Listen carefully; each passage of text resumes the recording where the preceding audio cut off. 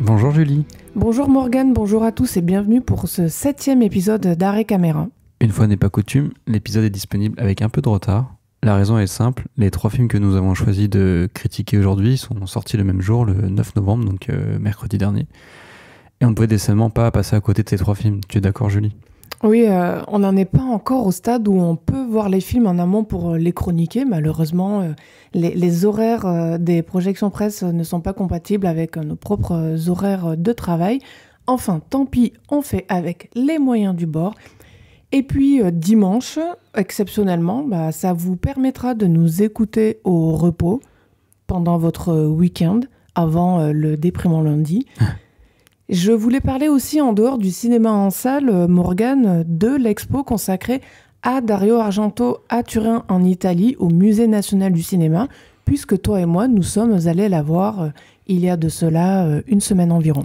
Tout à fait, c'est une exposition qui retrace la carrière d'Argento à travers notamment une frise chronologique, de nombreuses anecdotes et aussi des objets qui sont issus des films. Il y a à la fois des reproductions d'objets issus des films d'Argento et des vrais objets des originaux aussi. Mm. Dans la découverte des costumes, des masques, des armes d'écrime aussi, des films donc, du réalisateur, on rejoint carrément le fétichisme qui est au cœur de ses œuvres.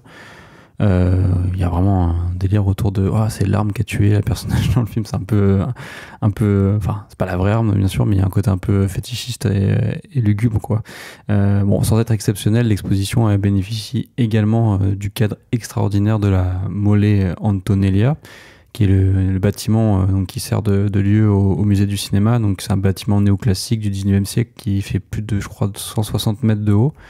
Malheureusement, on n'a pas pu monter tout en haut parce que la tour, l'ascenseur qui permet d'accéder au toit de ce musée à Turin en Italie est fermé. Ouais, fermé au public. Ce qui en fait du coup un lieu totalement baroque pour accueillir donc, une telle exposition qui la transcende carrément. Puis il y a aussi une utilisation des néons. Tu te souviens de néons rouges, verts ou bleus qui plonge la salle complètement dans une sorte de décor de film d'Argento, quoi. On peut aussi s'installer sur des sièges longs où sont projetés sous forme de boucles des extraits parmi les plus fascinants des films de Dario Argento sur des grands écrans. On s'installe au beau milieu en fait du musée. C'est une sorte de grand hall avec 4 étages. Je crois qu'il y en a 4 en tout. Ouais. Et puis il y a aussi un énorme couteau avec une grande tache de sang au sol factice. C'est ça. Puis il y a la musique un mash-up des musiques des films d'Argento, ce qui met vraiment dans l'ambiance, quoi. Enfin voilà, je pense que j'ai tout dit sur l'expo. Oui, justement, si vous allez spécialement à Turin pour voir l'expo Dario Argento, venez nous en parler sur Twitter, sur le compte de Arrêt Caméra. Morgane, jusqu'à quand elle a lieu? Environ, c'est début janvier, je crois. Ouais, ou mi-janvier, le 20, un truc comme ça. Donc, ne tardez pas trop. D'ici là, on va continuer à parler de films de genre avec un débat d'initiés, mais un débat quand même, pour ou contre l'Elevated Horror.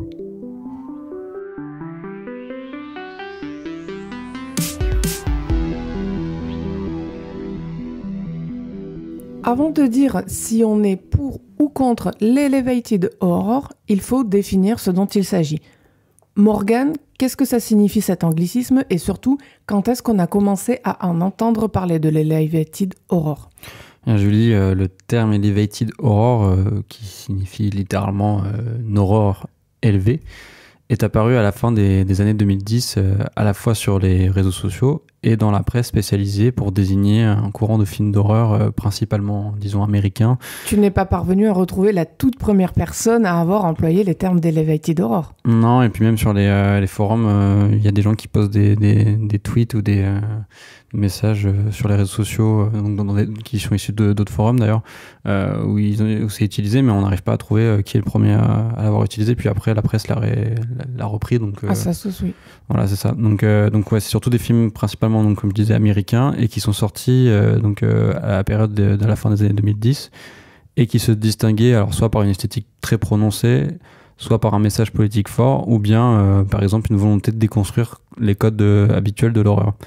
Et pour rappel, l'horreur est historiquement un genre qui est en soi méprisé par la critique, par les grandes instances. Effectivement, on n'a jamais eu à part, et encore le Silence des agneaux, c'est pas un film totalement d'horreur, c'est plutôt un thriller, on va dire.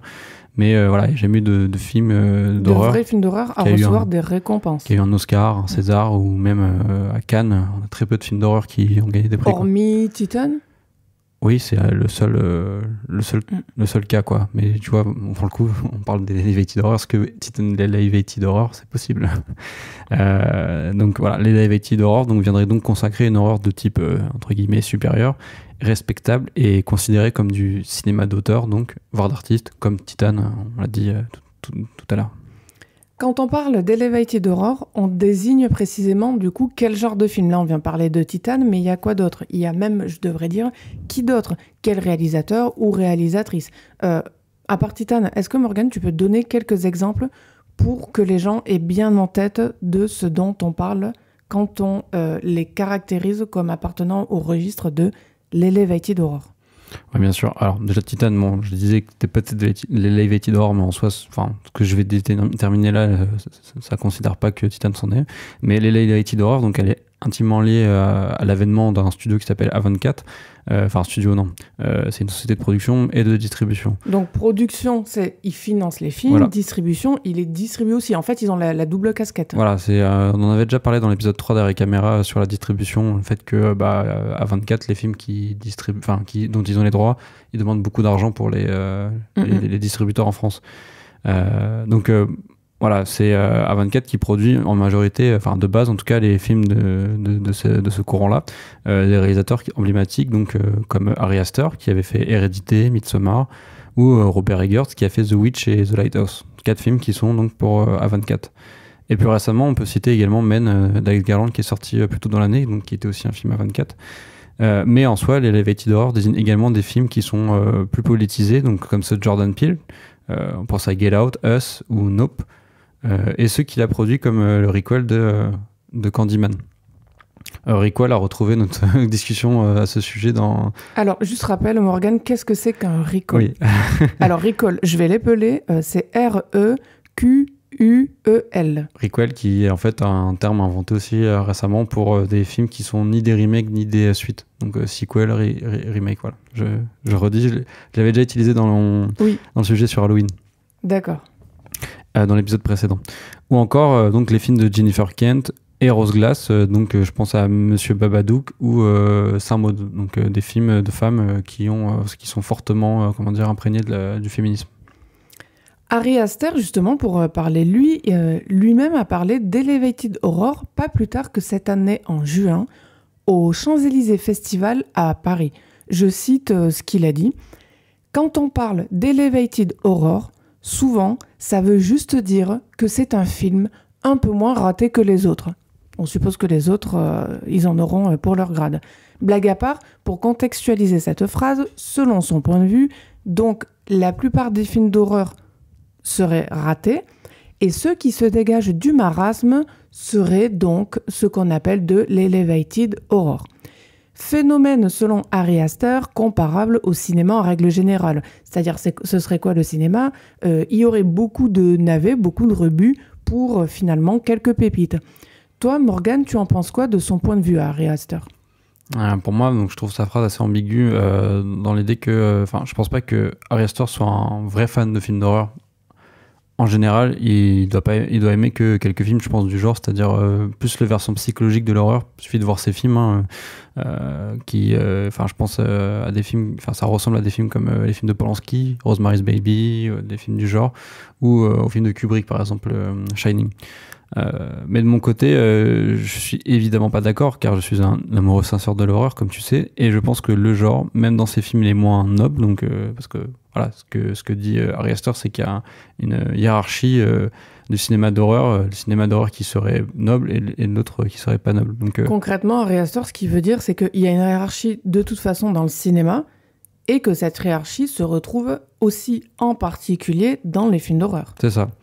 Et donc pour moi, il y a le cinéma d'horreur, même ceux qui sont donc moins nobles, sait raconter des choses sans passer forcément par des discours appuyés et qui passent parfois devant l'horreur elle-même. C'est effectivement ce qu'on peut reprocher à l'Elevated Horror qui en fait veut à tout prix caler son sujet, son histoire, son originalité avant l'idée même de faire de l'horreur, de faire de la terreur, de faire peur, quoi.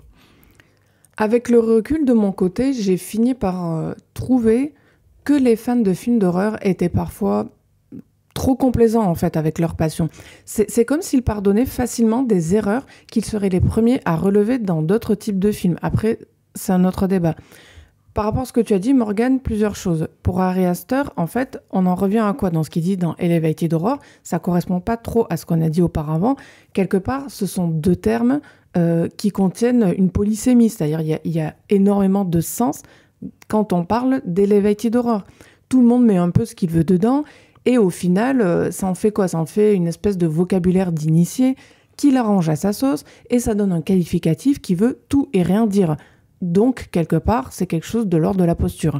Si on s'en tient à une définition, disons, esthético-politique, soit les films, on va dire, sous la bannière A24 et plus ou moins les petits qu'ils ont fait, leur progéniture, qu'on aime ou non, il faut être capable de le définir en disant concrètement qu'est-ce qui change là-dedans et si, au fond, il y a réellement quelque chose qui change. Est-ce que ce ne sont pas juste des films d'horreur des années 2010-2020, c'est-à-dire des films d'horreur récents?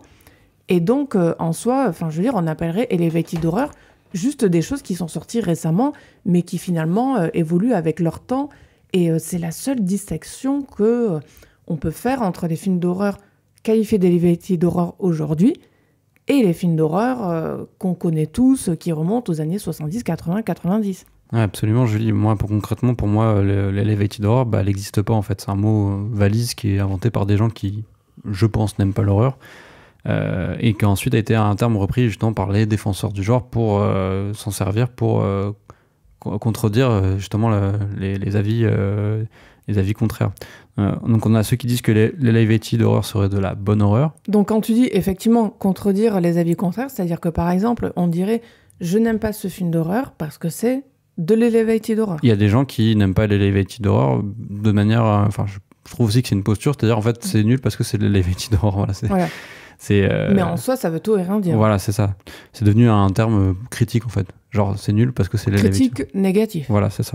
Donc, d'un côté, comme je disais, il y a ceux qui disent que le Elevated Horror serait de la bonne horreur, et de l'autre, ceux qui pensent l'inverse. Donc, on a comme l'impression que c'est un combat de coq qui, effectivement, n'a pas lieu d'être, même si des déclarations comme celle d'Aster, qui continue à maintenir stérilement le débat, c'est ça, c'est dommage, quoi.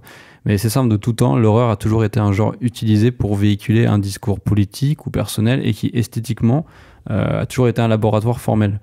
Par exemple, si tu regardes en 1968, Romero faisait déjà du cinéma d'horreur politique avec La Nuit des Morts Vivants. Ou Argento, Toby Hooper, Carpenter ou Wes Craven, c'est quand même des grands formalistes.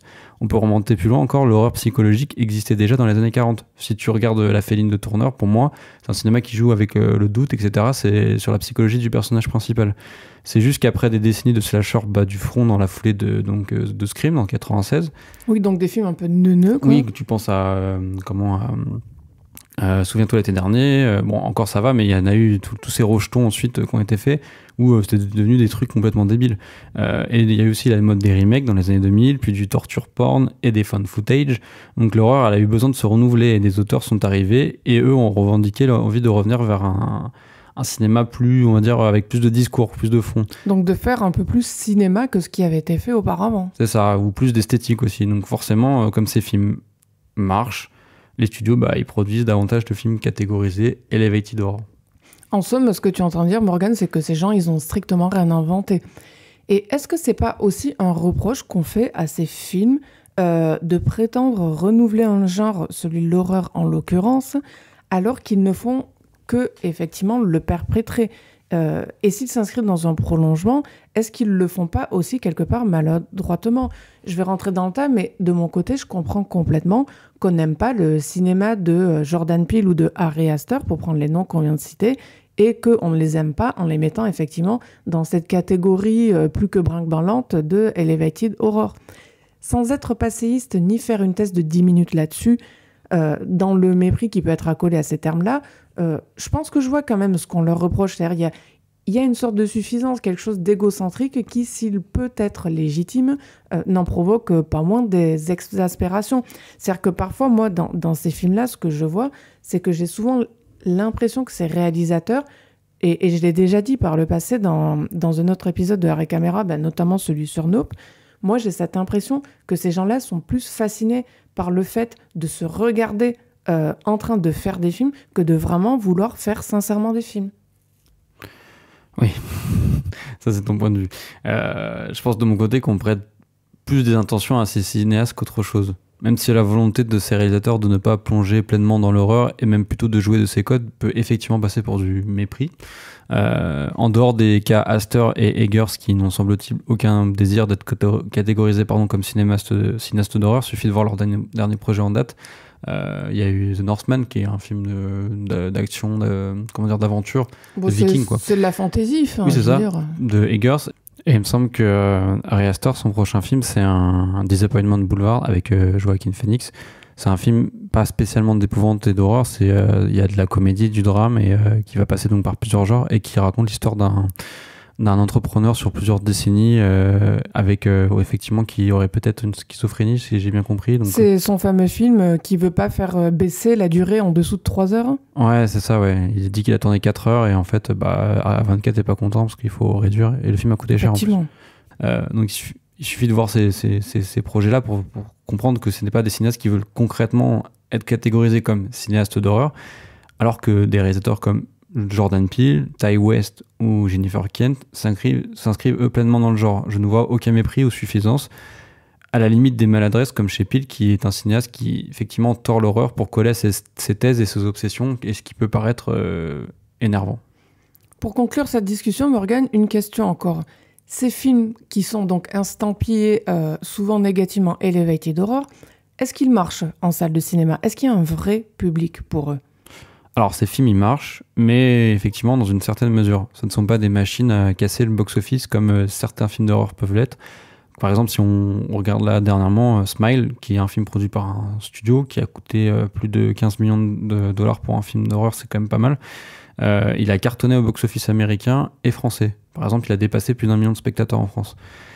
Et puis tout dépend de la nature des films et des auteurs. Par exemple, Jordan Peele, lui, il fait du cinéma d'horreur, mais entre guillemets de l'elevated horror, mais plus spectaculaire et populaire que les autres. Ces films font effectivement plus d'entrées en France et ailleurs. Et effectivement, même si ça a été plus compliqué pour Nope, parce que déjà le film a été très cher, très coûteux, plus de 60 millions de budget. Ah oui, c'est pas mal quand même. Déjà la forme du film, c'est pas un film d'horreur basique quoi. Il y a aussi un truc un peu de SF, tu vois, genre c'est plus gigantesque quoi. Il y a des effets spéciaux. Voilà.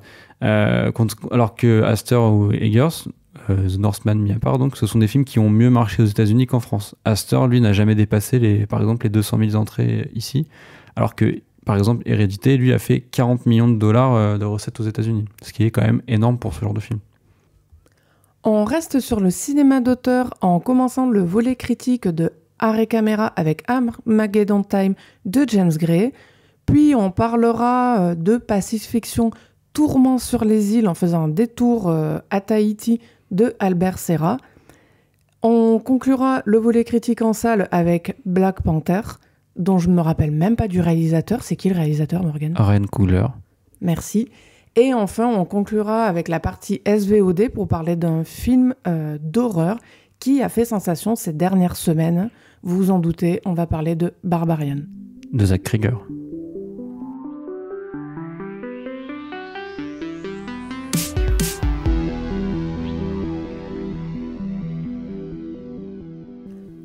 Dernier film en salle de James Gray, Armageddon Time, distribué par Universal Pictures, est son premier film frontalement autobiographique. Je pense qu'on peut le dire, Morgan. Ouais, c'est le premier où en fait il va parler de son enfance quoi.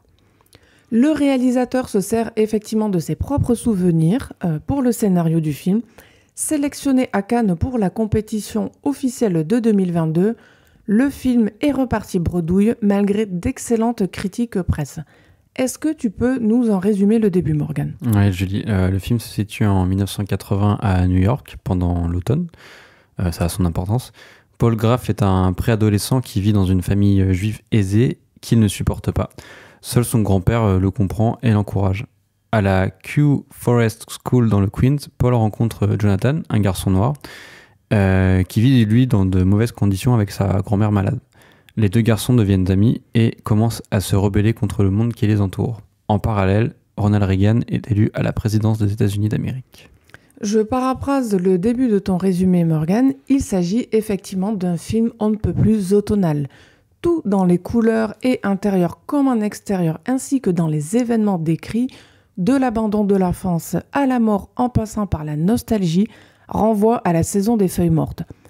Armageddon Time est émaillé par quelques séquences lumineuses qui apportent un peu de joie et d'innocence, heureusement j'ai envie de dire, sinon ça aurait été très dur, mais l'ensemble reste malgré tout mélancolique, voire parfois inquiétant, notamment quand on voit les membres de la tribu Trump, oui, vous avez bien entendu Trump, et leur mainmise sur l'éducation des élites new-yorkaises. L'anecdote où Paul Graff aka James Gray rencontre le père de Donald Trump est d'ailleurs véridique. Ouais, c'est une scène totalement glaçante, tout comme le discours sur la méritocratie, forcément mensonger, de Marianne Trump Barry, devant le parterre d'élèves lobotomisés qui est joué pour l'occasion par Jessica Chastain et qui fait donc un tout petit caméo, mais particulièrement réussi. Mais oui, l'automne va très bien à ce film doux amer, marqué par le deuil. Il est remarquable de voir les grands auteurs américains tourner des films réflexifs, à la fois sur leur enfance et l'époque où ils ont grandi, et sur le cinéma. Et je dirais même plus sur l'époque où ils ont grandi, et qu'est-ce qui s'est passé au moment où ils ont grandi, qui explique potentiellement ce que nous vivons aujourd'hui à notre propre époque. Oui, c'est ça, c'est assez brillant, cette chose-là. Oui.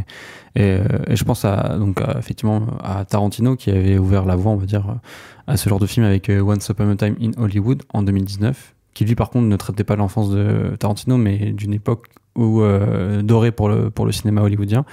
Et plus récemment, Licorice Pizza de Paul Thomas Anderson, qui lui est davantage autobiographique, à l'image donc de Armageddon Time.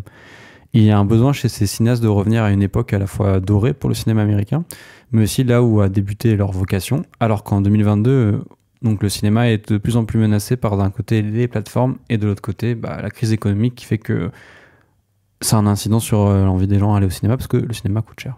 Et même la production de leurs films à propos des plateformes de streaming. James Gray a d'ailleurs dit, c'est dans Télérama si vous cherchez l'occurrence de cette interview, que si Netflix lui laissait une liberté totale, eh bien oui, James Gray pourrait faire un film qui irait directement dessus. Pour en revenir à Armageddon Time, c'est une nouvelle preuve, s'il en fallait une, qu'à chaque fois que James Gray parle de lui, et ce que je dis ici n'est pas négatif parce que je trouve, moi j'ai toujours trouvé qu'il le faisait admirablement bien. À mon niveau, il n'y a peut-être pas un seul film de James Gray que j'ai pas aimé. Avec son dernier film, donc, quelque part, il se cache plus derrière l'histoire parce que, qu'est-ce qu'il fait James Gray ? Il fait de lui-même son histoire à part entière. Le regard qu'il porte d'ailleurs sur son moi enfant et sur sa famille est une lucidité que j'ai trouvée terrible, sans effet de manche, ce qui est d'ailleurs admirable pour un quasi-biopic dramatique. Concrètement, Armageddon Time a des moments qui sont plutôt durs. Moi, j'ai été assez ébranlée. Je sais pas toi, Morgane, mais... Oui, il y a une scène de violence, notamment du père sur le fils, qui est assez dur à regarder. Ouais. Qui est terrible. Justement, James Gray, il montre son enfance prise en tenaille entre les ambitions et la bêtise des adultes, sans chercher non plus à nous soutirer des larmes. Par extension, il y a tout un discours politique qu'on ne décèle pas d'ailleurs dans la bande-annonce. Moi, je l'avais pas vu. Non, la bande-annonce, ça joue beaucoup plus sur le côté mélodramatique, pardon. Oui, sur le côté de l'enfance, en fait. Ouais, et aussi, on sent qu'il y a un truc déchirant dans la bande-annonce, même si c'est très appuyé dans la bande-annonce, alors que dans le film, c'est limite beaucoup moins appuyé. Discours politique, donc, autour de l'emprise du libéralisme sur les années 80 et avec l'amorçage qui s'enclenche vraiment à ce moment. dont l'élection effectivement de Ronald Reagan et quelque part l'arbre qui cache la forêt. Ouais, et d'ailleurs le terme Armageddon Time, pourquoi ça a été choisi comme titre? Ce n'est pas un film de science-fiction comme Armageddon de Michael Bay, il n'y a pas d'apocalypse, quoique. Elle a été énoncée justement par Reagan dans sa campagne pour la présidence en 80, et on le voit d'ailleurs au tout début du film, dans un extrait d'archives, en fait, les parents qui regardent la télé, il y a Reagan qui parle, et voilà, il le cite, le terme Armageddon Time. Et c'est marrant parce que le film peut être perçu comme l'antithèse de Licorice Pizza. Donc chez Paul Thomas Anderson, on suivait un jeune qui passait de magouille en magouille pour se faire de l'argent. Et le film, il épousait en fait ce rythme de manière un peu exaltée. C'était carrément plus optimiste, Licorice Pizza. C'est-à-dire, il y avait un côté, bon, tout va pas forcément bien, mais avec la débrouille, on s'en sort de tout. Oui, c'est ça. On le voyait des fois un peu galérer, mais il n'y avait jamais concrètement d'échec. Il y avait toujours un moyen de rebondir en fait. Et le film, il donnait l'impression que donc, le fameux rêve américain n'était pas qu'une chimère, que c'était accessible. Oui, qu'il était à portée de main. Oui, et d'ailleurs, je me demande si c'est pas lié au fait que c'est un film californien, et la Californie, en comparaison à l'Est, et notamment New York, c'est pas le même état d'esprit, quoi. Et dans Armageddon Time, qui se passe quelques années plus tard, donc, parce que Licorice Pizza, c'est milieu des années 70. Oui, c'est plus 70, oui. Là, on est 80, donc voilà. On va dire entre 5 et 10 ans plus tard à la louche. C'est ça. Et donc Armageddon Time, pardon, il plutôt montrait l'échec justement de ce rêve américain, ou son versant plus corrupteur en fait. La famille bourgeoise que l'on suit dans le film ne galère certes pas, mais on sent les frustrations chez ces gens de ne pas accéder au rêve ultime. Et quel est ce rêve ultime pour eux? Donc c'est avoir du pouvoir, avoir une place dans la société, et surtout une grande et belle maison.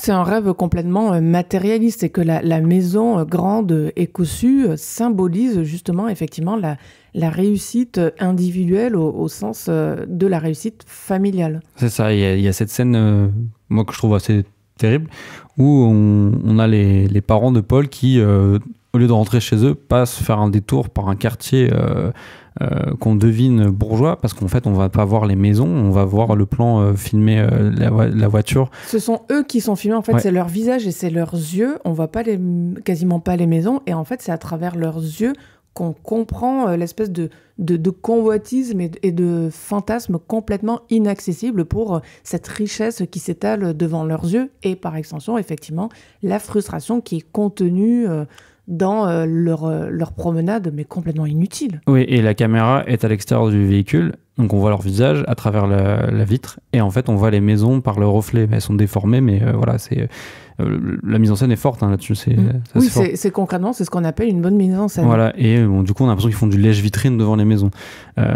Paul, lui, subit de son côté aussi échec sur échec, et il est globalement freiné dans ses rêves artistiques par la logique de sa famille, donc qui est juive. Et on précise que James Gray est issu d'une famille juive, donc clairement c'est pas une critique des juifs, voilà, c'est vraiment il parle de sa famille, quoi. Il parle de comment il a ressenti, de sa communauté, quoi.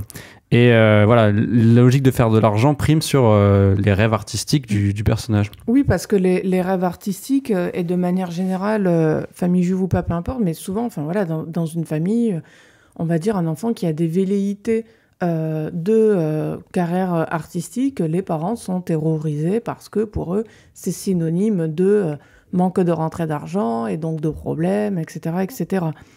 Je crois que ça faisait longtemps qu'on n'avait pas vu un film qui constate avec autant d'acuité ce que ça signifie que d'appartenir à la classe moyenne dans une période qui, rétrospectivement vue depuis, on va dire, nos années 2020, semblait bénie. Qu'est-ce que j'entends par sembler béni? Pas de problème financier réel, un travail pour tous, un toit sur la tête, et paradoxalement, cette impression qui est lancinante d'être sans cesse dépossédé, voire lésé, à tel point qu'on cherche à étouffer toute volonté d'émancipation, en l'occurrence ici chez Paul Graff. La scène où on voit dans un flashback au cadre bordé de noirceur son ami noir, Johnny, dans un dépouillement total, n'en est que plus violente, parce qu'elle remet en perspective tout le confort bourgeois de la famille de Paul, qui, en plus de passer son temps à se plaindre, parce que oui, effectivement, moi je trouve qu'ils se plaignent constamment dans le film, c'est terrible, c'est très bien joué, et en même temps terrible. Famille qui reproduit les mêmes mécanismes d'oppression qu'ils ont subis par le passé, et donc eux les reproduisent sur les autres. la communauté noire en particulier, ne serait-ce que par leur vocabulaire. Le seul qui se distingue de ce marasme sans perdre son cap est le grand-père incarné par Anthony Hopkins, fabuleux dans son rôle de figure tutélaire. Ah, il est particulièrement intense et très bon dans ce rôle. D'ailleurs, tu avais dit que ça t'avait un peu rappelé The Father, mais sans le côté... c'est le The Father, mais quoi. côté pile, quoi. Là où The Father, oui, c'était un côté horrifique, côté face. C'est la même chose. C'est ça. C'est la vieillesse, on va dire, joyeuse, peut-être un peu mélancolique et nostalgique, là où l'autre, c'était la décrépitude totalement impuissante. Voilà. Moi, j'ai quand même je disais qu'il y avait une bonne mise en scène, mais c'est vrai que globalement, cette fois, James Gray, il est un peu plus mis en retrait par rapport à ses autres films qui étaient plus flamboyants, on va dire, au niveau de la forme, sans être non plus des trucs totalement virtuoses. Hein. James Gray, c'est quand même un classiciste, pardon. Donc là, il filme peut-être son film le moins habité en termes de mise en scène. Encore que il s'essaie quand même parfois des scènes oniriques. Oui, comme la représentation des fantasmes du petit Paul Graff, que j'ai trouvé ça si mignon.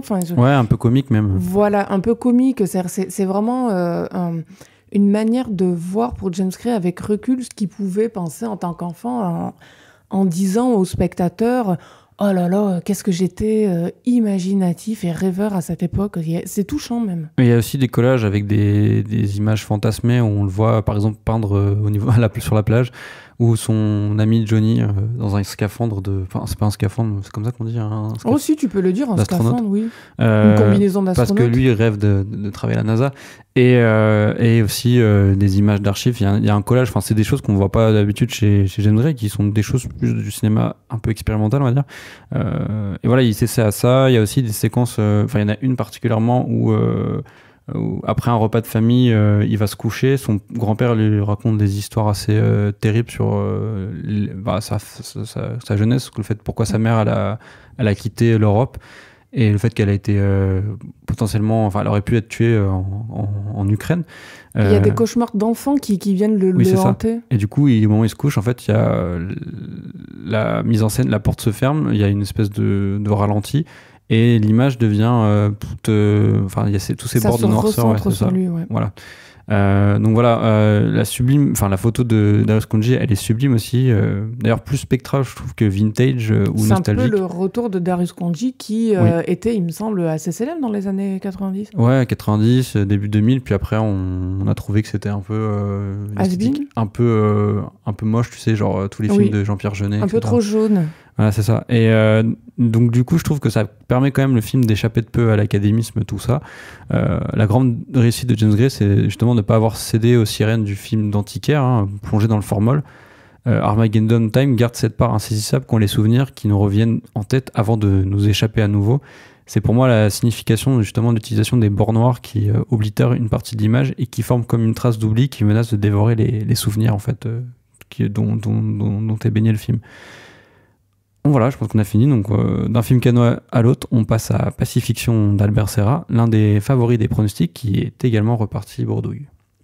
Peu connu du grand public, Albert Serra est un réalisateur catalan qui a commencé à réaliser des films sur des grandes figures littéraires. Il y a, je crois, Morgane Don Quichotte, Casanova, Dracula. Ouais, notamment Casanova et Dracula, c'est dans le même film, c'est Histoire de ma mort. Ça en fait 2 en un. Probablement en lien avec ses études de littérature. Albert Serra est régulièrement sélectionné au Festival de Cannes. Et là, c'est aussi le cas, mais cette fois en compétition officielle. C'est, je crois, son premier film à être sélectionné en compétition officielle cannoise. C'est ça, dans la grande compétition. Avec donc Pacifiction, dont le titre en entier est Pacifiction, Tourment sur les îles, film qui dure tout de même 2h45, avec en star principale Benoît Magimel. De quoi ça parle, Morgane ? Alors, Julie, le film suit le haut-commissaire de la République qui s'appelle Doroleur. Alors, juste haut-commissaire de la République, ça signifie, c'est le grade de préfet. Oui, c'est le grade de préfet en Polynésie française. Il faut savoir que c'est le seul, je crois, département ou territoire français à avoir cette appellation. Oh bah, ça fait envie d'être préfet à Tahiti, tiens. C'est un haut-commissaire de la République. Donc sur l'île de Tahiti. Donc tout le film, il passe de représentation officielle en dîner. Il va à la rencontre de la population locale dont il prend constamment le pouls afin de pacifier les rapports tendus entre cette population donc, et l'État français. D'autant plus qu'il a eu vent d'une rumeur insistante, on aurait aperçu un sous-marin dont la présence fantomatique annoncerait une reprise des essais nucléaires français. Tu vois, en t'entendant parler, Morgane, je viens de capter que pacifiction, ça parlait à la fois de pacifier les relations et du Pacifique. J'avais même pas percuté. Bon, quoi. Oui, le terme est on peut, enfin, plein de jeux de mots, quoi. Pacifiction, la fiction. Quand on entend d'ailleurs ton résumé, Morgane, on pourrait croire à un film politique, un thriller, bref, on va dire une histoire classique. Ces pacifictions n'est pourtant pas facile à appréhender. Et je dirais même, il ne faut pas plaquer dessus ce que le cinéma conventionnel a l'habitude de proposer. Albert Serra, concrètement, est un adepte de l'expérimental. Il ne fait aucune concession sur sa façon de travailler ni le produit final. Et il faut le rappeler, ça dure quasiment 3 heures. Même, cependant, s'il reste un mois dans l'année, Pacifiction est néanmoins sûrement un des meilleurs films sortis en 2022. Ah oui, et moi je vais carrément divulgacher mon top de fin d'année. Hein. Pacifiction sera clairement le numéro 1, c'est sûr. Les cahiers du cinéma ont parlé de sidération, notamment sur leur une du dernier numéro. Et moi je les rejoins. J'attendais encore cette année de voir un film qui m'ébranlerait complètement à l'image du mémorial d'Apichatpong Weerasethakul l'année dernière. Et c'est enfin arrivé avec Pacifiction. C'est d'autant plus étonnant que je ne suis pas un fan d'Albert Serra. Je n'ai concrètement aimé qu'Histoire de ma mort comme film de lui. Mais Pacifiction, il transcende son cinéma par la manière dont il est habité par le cadre qu'il filme, c'est-à-dire, comme on a dit précédemment, la Polynésie française. Il y concentre toute l'absurdité d'un monde où se croisent la population la plus pauvre et les hauts dignitaires dans des décors d'hôtels, de restaurants, de boîtes de nuit. Mais également, il réussit à concentrer toute la beauté et le mystère de l'île. Donc c'est un film à la fois sublime esthétiquement et drôle et complètement fou. On précise que c'est quand même totalement une fiction, hein. N'imaginons pas forcément des grands préfets faire comme ça des sorties dans des bars interlopes, des dîners sans arrêt. Bref, a priori, c'est totalement imaginé. Oui, après bon, on a connu quelques hommes politiques qui avaient des mœurs plus légères. Ne citons pas de nom. Pour l'anecdote, sinon, j'ai lu que Albert Serra, pour faire Pacifiction, s'était apparemment intéressé, je ne sais plus si ce sont les écrits, les mémoires ou les interviews de l'ex-femme donc polynésienne, ex-femme parce qu'il est décédé, de Marlon Brando. Ah, je savais pas. C'est donc Pacifiction, un des rares films dont l'histoire tourne volontairement en rond, et ça s'avère génial. Bien évidemment que tout y confine à la caricature. Les marins français, qui d'ailleurs sortent rarement au-dessus de l'eau, on les voit rarement à la surface. L'amiral qui dirige ces marins français. Et surtout, le personnage principal, le fameux préfet de Roller. Son costume blanc et ses lunettes teintées de bleu font de Magimel un acteur éminemment comique, souvent désopilant. On l'imagine toujours en train de transpirer dans son costume blanc presque un peu trop grand pour lui. Sa performance est d'ailleurs l'une des plus marquantes de l'année au cinéma, j'ai trouvé. Il s'est fondu à merveille dans ce personnage complètement singulier et excentrique. De Roller est d'ailleurs un homme politique en public comme en privé. C'est très étonnant comme personnage dans un film. Il n'a pas de famille, il n'a pas de véritable ami, il est manifestement asexuel, c'est ce qu'a déclaré Magimel dans une interview. Il est à la fois sincère, magouilleur, mais surtout impuissant et totalement inutile. Ce qui le fait sombrer d'ailleurs dans une sorte de paranoïa qui est finalement assez touchante.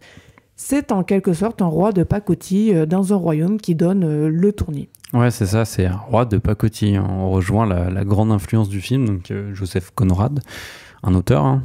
De Roller, rappelle le colonel Kurtz de Cœur des Ténèbres, qui était aussi, d'ailleurs, marrant, tu parlais de Marlon Brando, qui était aussi joué par Marlon Brando dans Apocalypse Now, qui est une adaptation complètement libre de Au Cœur des Ténèbres de Joseph Conrad. Dont la folie du personnage, donc mégalomane, est ici substituée par une forme de dévotion maladive à son poste de préfet. Il est littéralement préfet, encore une fois, en public et en privé. nuit et jour, on le voit jamais dormir, il a toujours le même costume. Il y a justement ce fameux passage où il est sur l'eau en train de chercher les marins en essayant de percer la surface avec une lampe torche qui est incroyable, et à un moment il dit qu'il est là depuis 4 heures. Ah ouais, c'est ça.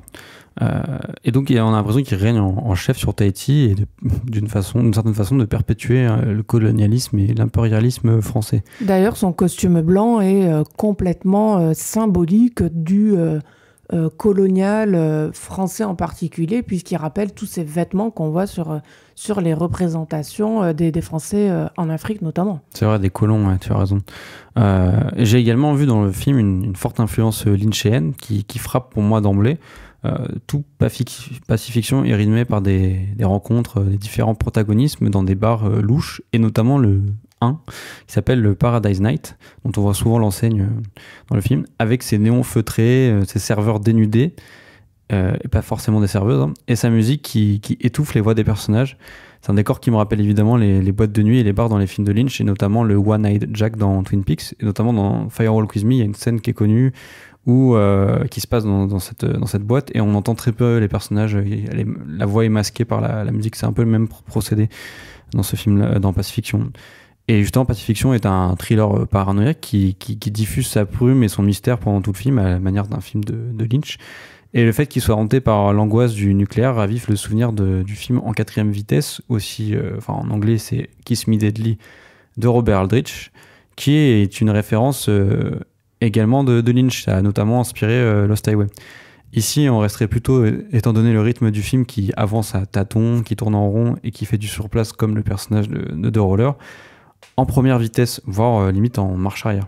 Comme quoi, le cinéma, c'est souvent la preuve par la création que rien ne se fait comme ça en soi. Il y a toujours des inspirations, et finalement, on peut comme faire un collier de perles différentes qui se suivent, et on en arrive à des films qui empruntent toujours plus ou moins à leurs prédécesseurs.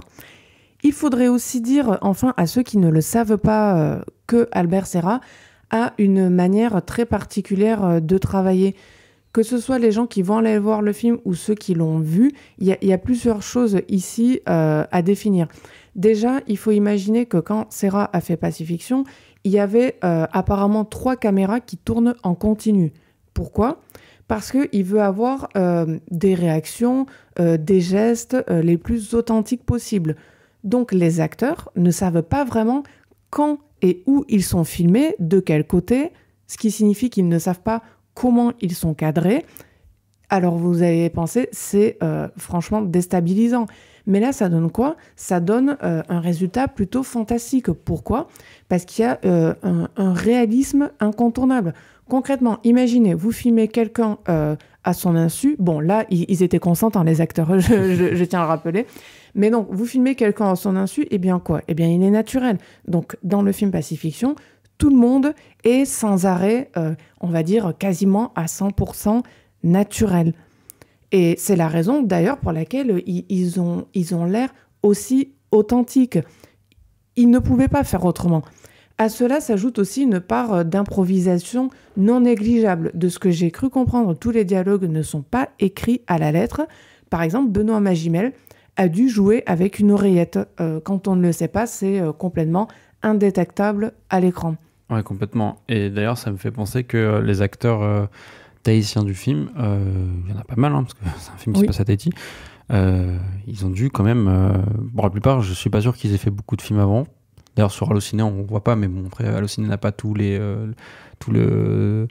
l'historique de ces films, de ces acteurs-là. Mais il y a des acteurs, je suis assez subjugué par leur manière de jouer, notamment celui qui fait Mattei, qui est une sorte de révolutionnaire. Il est excellent. Et il faut mentionner aussi Shana. Voilà, j'ai Paoa Ma'a Gafanao. J'espère ne pas l'avoir trop écorché comme prénom, qui est un personnage, donc une actrice... une actrice trans. Oui. Je pense qu'on Alors concrètement, j'ai fait quelques recherches à ce sujet parce que je ne voulais pas dire de bêtises.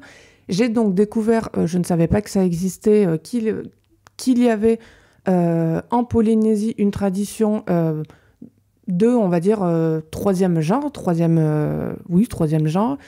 qui donc n'est pas forcément de la transsexualité, c'est-à-dire il y a 2 catégories. Il y a les Mahou et les Rae. Et donc les Mahou sont des hommes qui s'habillent en femmes, mais qui ne sont pas nécessairement transgenres. Et en revanche, les Rae le sont. Donc là, en l'occurrence, Shanna appartient plus à cette catégorie. Et d'ailleurs, je voulais saluer aussi le fait que dans Pacifiction, l'existence de Shanna n'a rien de... comment dire ? Elle n'est pas questionnée, et c'est naturel. Voilà, c'est ça. Il n'y a aucun regard surpris, étonné. C'est très étrange à dire comme ça, mais Shanna fait partie intégrante de Pacifiction.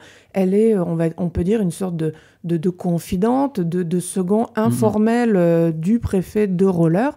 Elle est magnifique. Et en même temps, elle l'aide aussi dans ses actions, qui ne mènent nulle part, vu qu'il est, encore une fois, impuissant et inutile.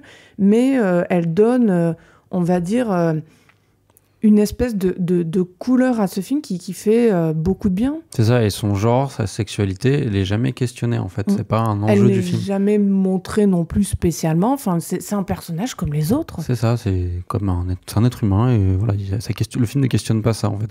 Et justement, on en vient à dire qu'on reproche souvent au cinéma français de pas mettre en avant, comme on avait dit dans l'épisode précédent, des minorités, etc. Là, il le fait complètement. On voit des gens de Tahiti, c'est très rare, au final, au cinéma français. Et ça existe. Sans en faire une question sociale, encore une fois. Ah, ça, c'est la qualité du film, c'est de déjouer le drame social.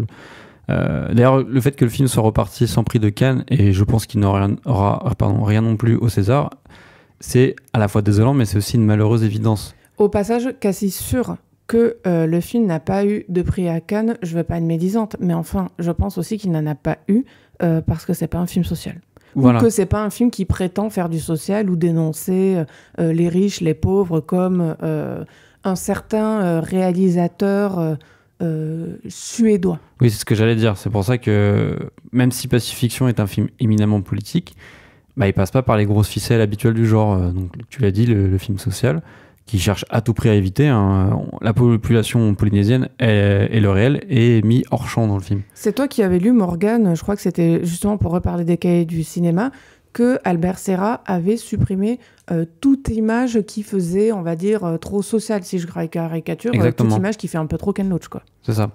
Et aussi, le film n'est pas une farce satirique comme La Palme d'Or sans filtre, qui ne prend jamais de pincettes et, pour le coup, tourne à l'humiliation de ses personnages. Non, parce qu'effectivement, de Roller, son préfet, son personnage principal, incarné par Benoît Magimel, il a beau être un peu escroc, un peu magouilleur, même dans ce qu'il fait, il n'est jamais tout à fait méchant.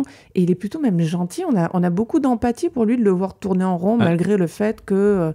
Enfin, je veux dire, c'est encore une fois un peu le roi de pacotille de cette île, quoi. C'est le type qu'on a installé sur un siège par pur hasard et qui en a conscience aussi. À un moment, dans le film, il dit lui-même mon gouvernement et mon président, moi je vous le dis, ce sont des connards. C'est assez étonnant de voir ça prononcé dans la bouche d'un préfet. C'est vraiment un être à part. C'est la grande beauté du film, c'est justement d'être empathique avec tous ces personnages.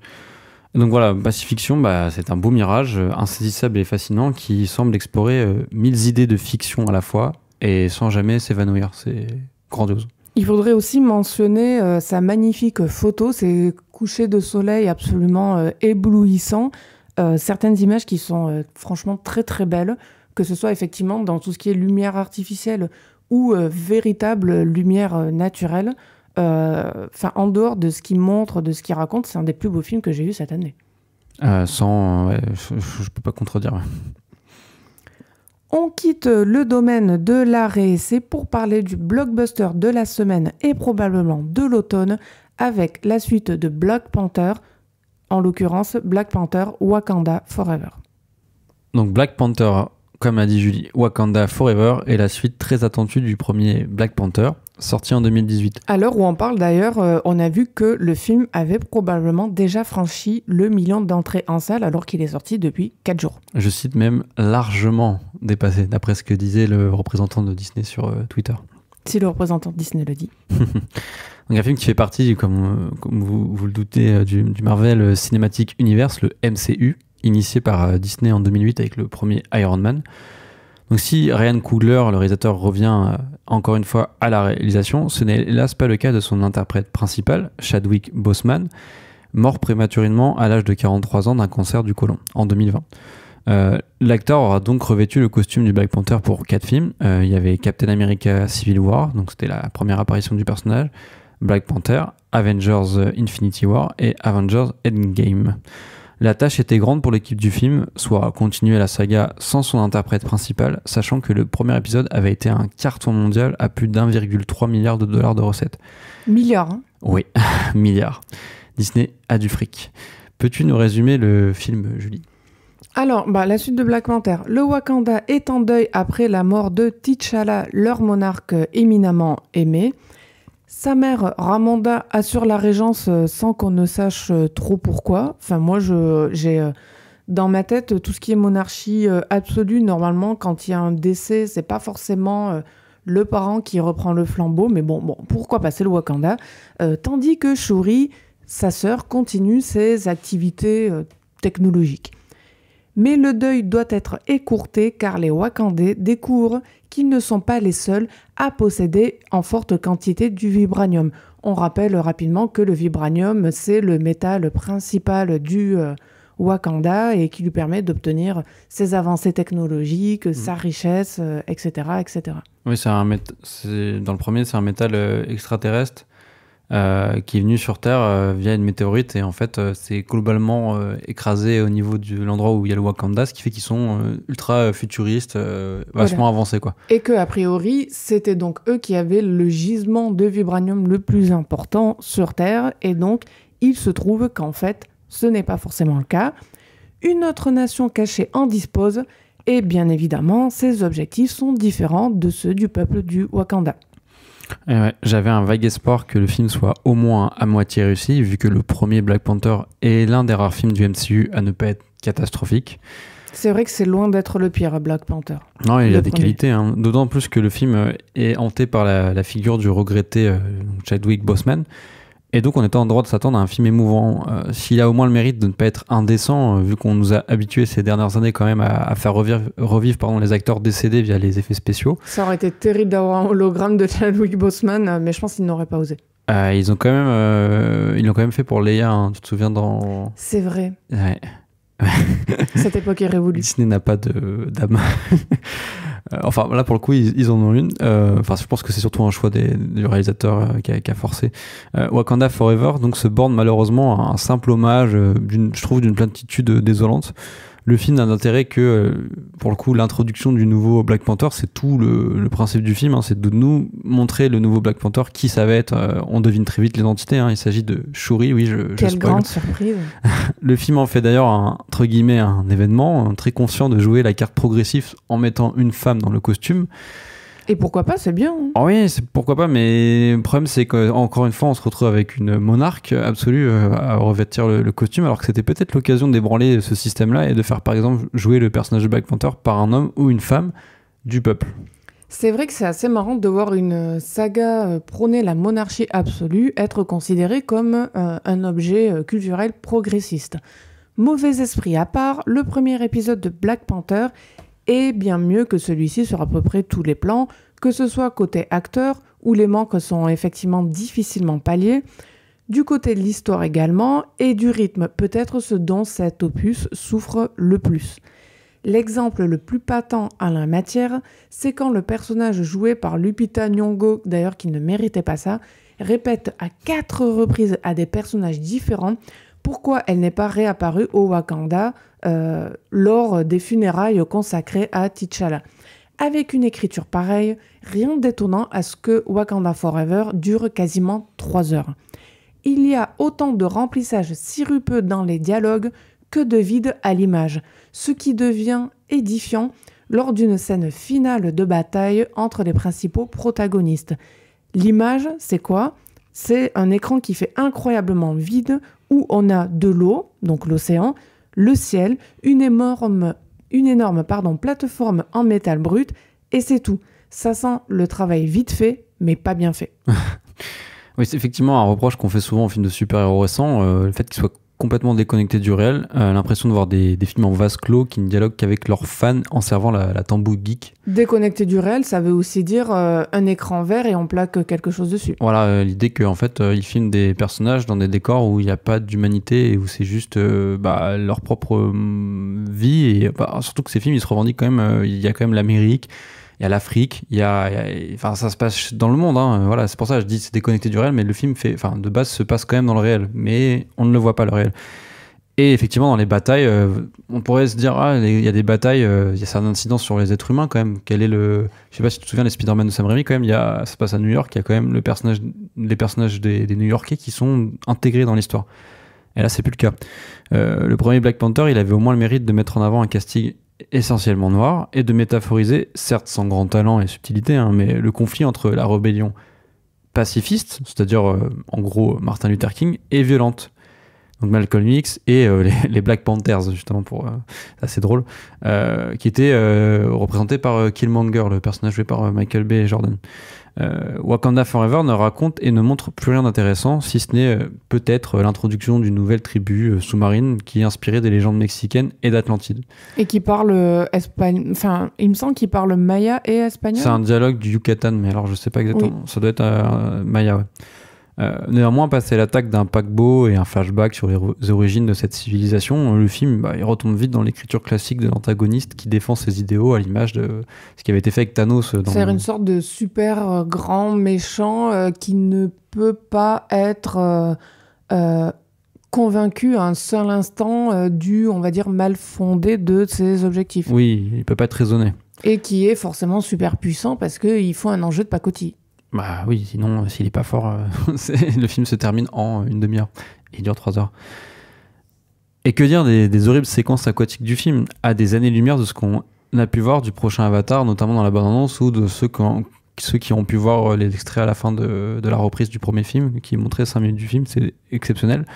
Là, les personnages, ils semblent jamais se mouvoir dans l'eau, mais devant un écran vert. Je pense notamment à une séquence où on nous montre la ville sous-marine, avec le personnage donc, de Namor, le méchant, et Shuri, et on a l'impression qu'il y a un écran derrière qui défile. Cette séquence est d'une tristesse absolue. Alors bon, on le sait, c'est pas facile de faire des séquences sous-marines au cinéma. Ça demande de l'argent. Mais enfin, quand on est Marvel, on se dit, on demande pas à ce que ce soit un chef-d'œuvre du matte painting ou je ne sais quoi. Mais enfin, un petit peu plus d'effort. Là, la ville sous-marine, vraiment, quelle laideur. Enfin, je veux dire, on dirait plus les égouts parisiens qu'une ville dans le Pacifique, quoi. Enfin, en l'occurrence, là, c'est un Atlantique. On sort la sulfateuse. Il n'y a aucune matérialité, aucune existence de l'élément aquatique, donc de l'eau, qui est pourtant largement mise en avant dans le film. C'est les armes des ennemis, c'est de l'eau. Au bout d'un moment, quand ils attaquent la ville de... Je sais même plus c'est quoi le nom de la ville principale de Wakanda, la capitale de Wakanda, il y a une inondation. Enfin, je sais pas, c'est mis en avant, mais alors franchement, on a l'impression que c'est juste c'est de la matière d'effets spéciaux, quoi. C'est du numérique. D'ailleurs, quand tu en parles, Morgane, c'est peut-être l'une des idées, s'il fallait vraiment trouver quelque chose que j'ai aimé dans cette suite de Black Panther, c'est peut-être une des seules idées de cinéma que j'ai trouvées, c'est que l'eau devienne un aimant horrifique, c'est-à-dire que l'eau, on va dire un léger débordement d'eau, une inondation 1 ou 2 cm d'eau, soit annonciateur d'une catastrophe.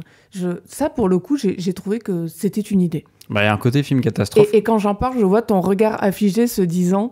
Bon Dieu, si on en est là pour essayer un tant soit peu de défendre la suite de Black Panther. C'est un peu le problème des films Marvel, en fait. C'est que, en fait, quand on dit qu'un film il est mieux que l'autre, on est un peu content, mais en même temps, c'est juste triste. En fait, on peut plus en jouer. On se dit, ah, mais bon, il était pas nul, il était mieux que le dernier, mais en même temps, c'était pas génial, quoi.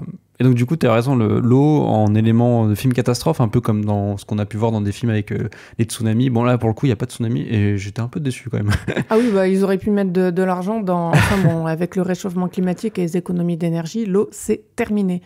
D'ailleurs, tu parlais du prochain Avatar Morgane, mais enfin, rien que le premier qui est ressorti au cinéma il y a quelques mois en version restaurée, a une meilleure tête que Wakanda Forever.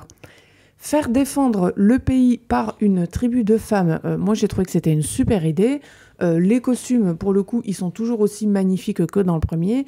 Il y a une vraie recherche de différenciation dans le film qui fait plaisir et qui rend hommage à la culture d'innombrables pays africains. Le problème au fond de ce second volet, c'est qu'on comprend très vite qu'il ne fait office que de remplissage, de transition entre le premier avec la figure charismatique de T'Challa et un éventuel troisième film où, dans un exercice de contrition qui sera assurément remarquable, Marvel va nous dire que le grand méchant c'est qui ? Eh bien ce sont les États-Unis face au peuple opprimé et tout le monde va benoîtement applaudir. En témoignage de vide de ce rallongement des scènes, à l'instar d'autres produits Disney, Marvel, la franchise Black Panther ne se cache plus de servir la soupe aux fans. Tant pis pour les autres, ceux qui attendent, on va dire, du grand spectacle, parce que ça reste un blockbuster, une histoire généreuse avec de véritables enjeux. À cet effet, d'ailleurs, il y a le personnage qui a inventé la machine censée détecter le fameux métal, voilà celui-là. Rappelle-moi le nom ? Le vibranium. Merci. Censé détecter le vibranium. On se dit qu'il va y avoir un super enjeu parce qu'enfin, cette personne est menacée de mort parce qu'elle permet de détecter du vibranium, mais pas du tout. En vrai, pardon, je vais éhontément spoiler, mais elle ne sert qu'à remplacer Shuri et on le comprend très vite. Dès les premières minutes du film. Pourquoi ? Parce que si Shuri prend le trône, il faut bien quelqu'un qui s'occupe des combinaisons, de la technologie et de tout le décorum du Wakanda. Ce sera celle qui a créé la machine capable de détecter le vibranium. Et puis c'est plié. Voilà, c'est plié. Ils s'embarrassent pas dans ces films-là. Les films Marvel représentent de plus en plus effectivement des épisodes de séries de luxe avec énormément de moyens et des durées disproportionnées. C'est de pire en pire, de 2h45. Parce qu'il faut le dire, ce Wakanda Forever, c'est un film qui dure quasiment 3 heures. Mais s'il avait été découpé en 3 tranches d'1 heure, on n'aurait absolument pas vu la différence. Non, c'est clair. La série mère principale, donc c'est celle qui correspond aux différentes phases du MCU et qui est destinée aux salles, et les séries Marvel sur Disney+, parce qu'elles existent, seraient des séries satellites, donc des produits d'appel pour la plateforme et pour les films en salle. C'est tout un écosystème qui s'entretient, s'alimente. Oui, c'est financier, quoi. Si Doctor Strange 2, sorti plus tôt dans l'année, avait encore des résidus de cinéma ou de mise en scène, notamment grâce à la présence de Sam Raimi, qui avait déjà fait des films de super-héros par le passé, donc il savait ce qu'il faisait, et qui du coup lui procurait un certain charme de série B, ce qui, pour moi, en soi, est l'essence même du cinéma de super-héros, c'est de la série B. C'est juste qu'on en fait du grand spectacle, mais c'est de la série B. Fondamentalement, oui. Voilà. Wakanda Forever, comme Spider-Man No Way Home, qui est sorti en décembre dernier, ou The Eternals avant lui, en novembre dernier aussi, font l'état d'un vide politique et esthétique du blockbuster américain. Et je trouve d'ailleurs symbolique de voir des cinéastes tels que Chloé Zhao, Oscar quand même de la meilleure réalisatrice et du meilleur film pour Nomadland. C'est pas rien.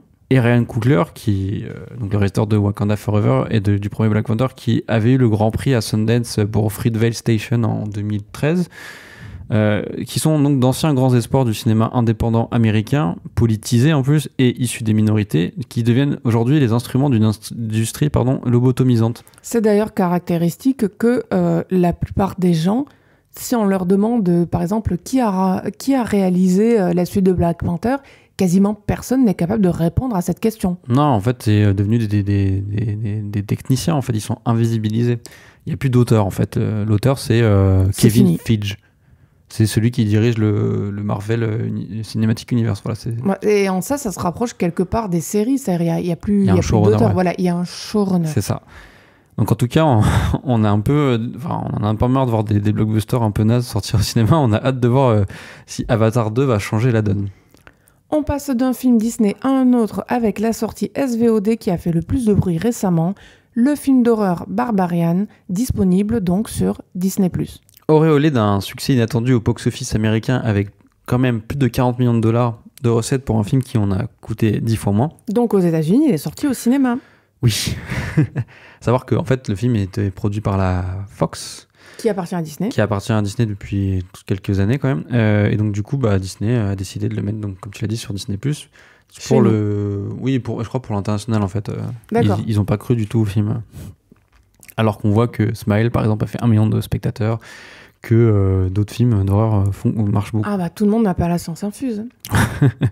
Donc Barbarian, comme tu as dit, de Zach Krieger est débarqué sur la plateforme Disney+ en France, malgré donc cette période propice aux films d'horreur en salle. En plus, c'était Halloween. Hein. Voilà, donc la période Halloween, effectivement, Voilà. où c'est le moment où tous les grands studios sortent leurs films d'horreur. C'est ça. Donc avant de rentrer dans le vif du sujet et déterminer si oui ou non Barbarian mérite sa réputation, peux-tu nous dire un peu plus sur l'intrigue du film, Julie ? Alors, Barbarian, Tess va à Détroit pour un entretien d'embauche, sauf que le Airbnb dans lequel elle est censée loger se retrouve déjà occupé par accident par un homme qui, hasard total, est canon. Homme qui s'appelle Keith. Donc ils sont coincés tous les deux. Keith est canon, gentleman. Il lui propose de l'héberger le temps de résoudre le problème, mais forcément le Airbnb un peu particulier recèle bien des surprises et pas franchement des bonnes. C'est en effet un peu Airbnb, le film d'horreur, quoi. C'est la grande force du film, je trouve, c'est de produire de la terreur à partir d'un événement donc a priori banal, la réservation d'un logement sur Airbnb. Et ça ne parle pas de punaise de lit. Tu fais pas. Tu parles d'un épisode traumatique que nous avons vécu, Morgane et moi. Donc certes, le comportement des personnages est irrationnel, c'est qui est d'ailleurs le MacGuffin, c'est-à-dire donc le prétexte ou l'astuce grossière pour justifier l'intrigue, habituel des films d'horreur, et qui peut en irriter plus d'un. Personnellement, moi, j'ai adoré la première partie du film, lui-même constitué en tiroir. Le film est en plusieurs parties, en plusieurs mouvements même, qui convergent tous à la fin vers une partie commune ultime. Celle donc où on suit donc Tess et sa découverte des secrets de la maison, soit un gigantesque dédale de couloirs souterrains. Il y a un côté Maison des Feuilles, le livre de Marc Danielewski, avec cette maison qui cache des pièces plus grandes que ce qu'elle paraît être. D'ailleurs, petite aparté sur la Maison des Feuilles, si c'est un livre d'horreur qui vous intéresse, sachez qu'il est ressorti très récemment en France dans une nouvelle traduction et une nouvelle édition. C'est ça. Où la maison, c'est aussi l'idée d'une tumeur qui s'étend souterrainement sous la ville à partir d'une maison qui serait comme l'origine du mal, qui est liée à son passé, dont on ne va pas non plus révéler toute l'intrigue. J'ai trouvé que cette maison, on va dire, de l'infini avec ces dédales qui n'en finissent plus, c'était la meilleure idée de Barbarian, avec le côté très caverneux. Mais à mon goût, elle s'arrête un peu trop vite parce qu'elle est finalement abandonnée pour ce qui est, on va dire, le centre d'intérêt principal du film, c'est-à-dire une banale histoire de serial killer, kidnappeur, tout ce qu'on veut, qui fait que dans son ensemble, Barbarian est tout juste moyen à mes yeux, voire passable. Outre l'espèce de programme politique, qui est d'ailleurs une mode, on en a parlé dans l'Elevated Horror, dans le film d'horreur, comme s'il fallait faire du MeToo à la petite semaine ou enfoncer des portes pour justifier l'innommable, l'aspect programmatique de l'écriture des personnages et du scénario vire à la tarte à la crème manichéenne. Tout film d'horreur possède effectivement des personnages irrationnels, mais là où ça devient pénible, c'est quand il n'y a aucun poids pour contrebalancer. Ils sont délibérément stupides, et c'est tout, parce que leur inconscience est absolument primordiale pour que l'histoire puisse se dérouler selon le plan établi. C'est ce que je considère comme un faux bon film d'horreur, avec beaucoup de poudre aux yeux jetée à la volée. Ouais, Julie, moi je serais pas aussi virulent que toi sur les défauts que tu pointes, peut-être aussi parce que je suis fan de films d'horreur, notamment le programme politique qui existe évidemment, mais qui est quand même contrebalancé par le plaisir trivial de raconter une histoire d'horreur simple, effrayante, avec en plus, je trouve, une mise en scène plutôt attrayante de la terreur, ou du moins dans les deux premières parties du film, et sa construction narrative décalée, c'est pas un truc complètement novateur en termes de narration, mais c'est plaisant de se laisser un peu berner par la narration. La deuxième partie, centrée sur un acteur has-been accusé de viol par une de ses collègues, est certes cruel et opportuniste, mais elle introduit un personnage antipathique qu'on sera forcé de suivre tout le long de l'histoire, au même niveau que Tess. Et du coup, ça donne même une des meilleures scènes du film, comique, où l'acteur se met à mesurer les mètres carrés qu'il a en plus dans sa maison, qui sert de location Airbnb, dans l'optique d'en tirer le meilleur profit à l'issue de sa vente. Je suis surtout plus tiède par rapport à ce que Krieger fait dans l'ultime partie de son film, une fois qu'on a découvert que le film a montré tous ses secrets, et du coup qu'on doit avoir une sorte de survival dans une banlieue en ruine de Détroit. Quand on sort enfin des tunnels et Krieger ne fait plus grand chose de son décor, il semble ne pas le filmer comme un cadre où pourrait justement surgir la peur Et du coup, l'éruption du monstre dans ce décor étendu, je trouve décevante. Limite, elle tombe comme un cheveu sur la table. La soupe. Je vois pas spécialement de simplicité dans Barbarian, contrairement à un film comme Smile, par exemple. Enfin, Smile, c'est quoi? C'est des gens qui sourient et à partir du moment où ils sourient, au bout de quelques temps, ils meurent. Bon, on peut pas faire plus simple. Pour le coup, Barbarian, c'est complètement le contraire. C'est un film qui est rempli d'idées, jusqu'à en déborder. Et même, j'ai envie de dire, si j'exagérais, jusqu'à la nausée. Puisqu'il lance des pistes narratives à certains instants qui ne sont plus du tout suivies. Peut-être qu'elles ont été retirées pour contenir le film dans une certaine durée. Peut-être sont-elles réservées à un préquel ou que sais-je et disposées là uniquement à des effets mercantilistes. De toute façon, il est difficile de vouloir en creuser plus à ce sujet. Donc il y a, comme je l'avais dit, on sent qu'il y a du MeToo, effectivement il y a un personnage qui est accusé de viol, il y a du serial killer, il y a du discours pseudo-féministe pour faire d'une créature terrifiante, à peine crédible, une sorte de mère qui aurait manqué son passage alors qu'elle a la vocation.